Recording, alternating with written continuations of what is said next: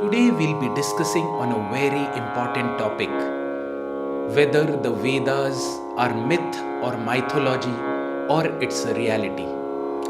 The dictionary defines myth as a false idea, fictitious person or a thing.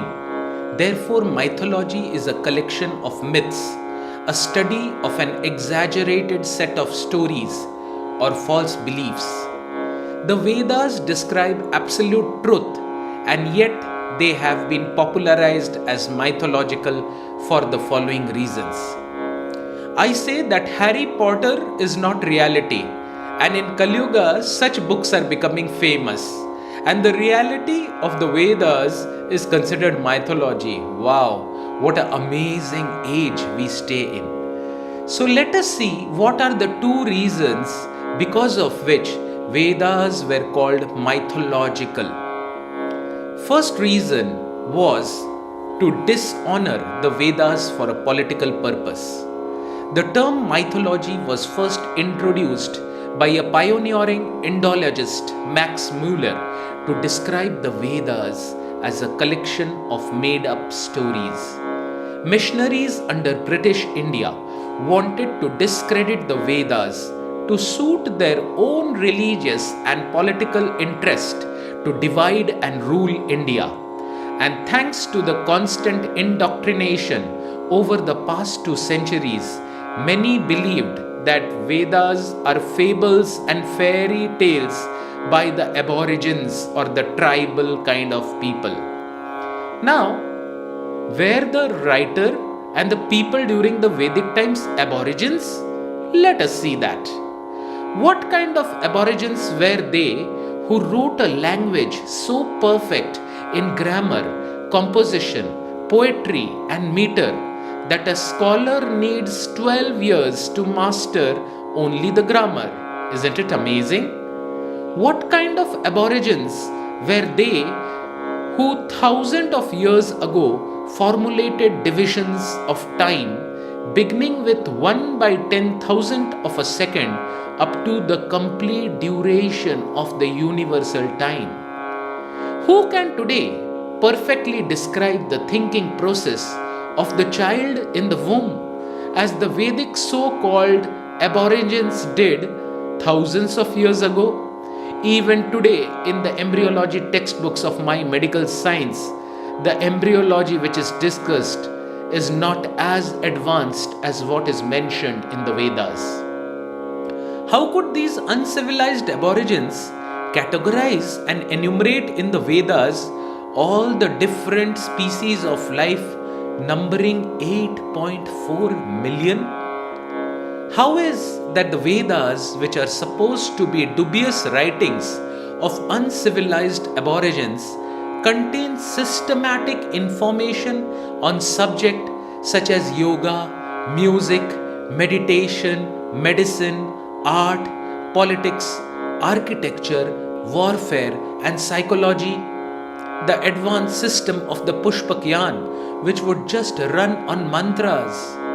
How could uncivilized aborigines even know the art of reading and writing, which is much less describing the atom and the atomic energy? How could they give description of the orbits of the planets, their size, the eclipse, astronomy, astrology, the size of the universe? And how could they describe about the Atma, soul, and Paramatma, super soul, and Bhagwan or God? Were these highly learned and honored men all fools who did nothing better than to spend their valuable time reading the writing of uncivilized people called aborigines during the Vedic times? Or could it be that the Vedas are books of knowledge and originally created by God at the beginning of creation, and that they are preserved and being handed down the Vedic tradition under a parampara system or a disciplic succession? Since many historical narratives mentioned in the Vedas do not match up to our modern day experiences, they have been denounced as hard to believe.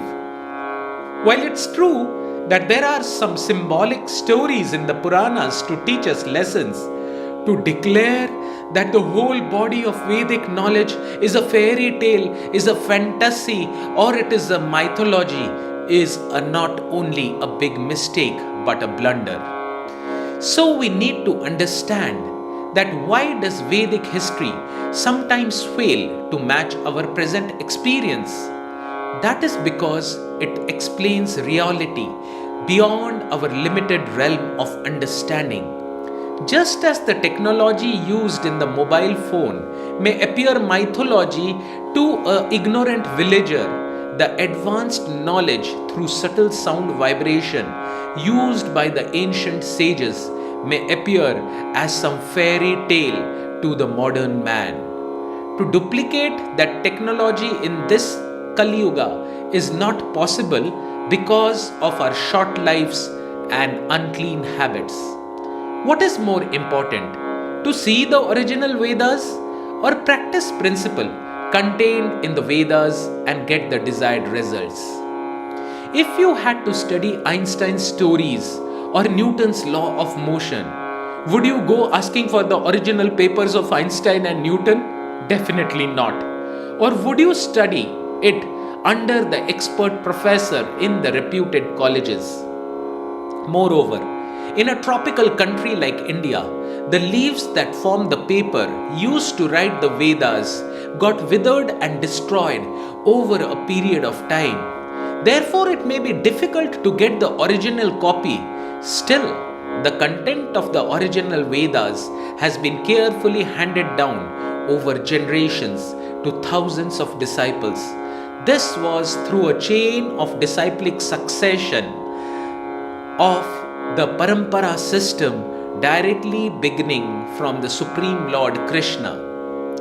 Just as a ripe mango is carefully handed down by a person from the top branch of a tree to the person standing on the ground below, likewise the Vedas are carefully handed down in disciplic succession of the Parampara system of the sages from the teacher to the students. If you apply the equation by Einstein or Newton and get the same result as they got, then we know that we have the same original theories. In the similar manner, if we practice the principles given in the Vedas and we get the same result of love of God and permanent happiness, then we can be confident that we have access to the original Vedas. So this is how we understand that Vedas are not myth or mythology. It is absolute reality coming down right from God through the sages over a period of time. Thank you very much. This is Dr. Saurabh Chaudhuri, your ancient Indian Vedic ambassador. If you like this video, subscribe my channel right now and download my free app from the Google Play Store. Thank you very much.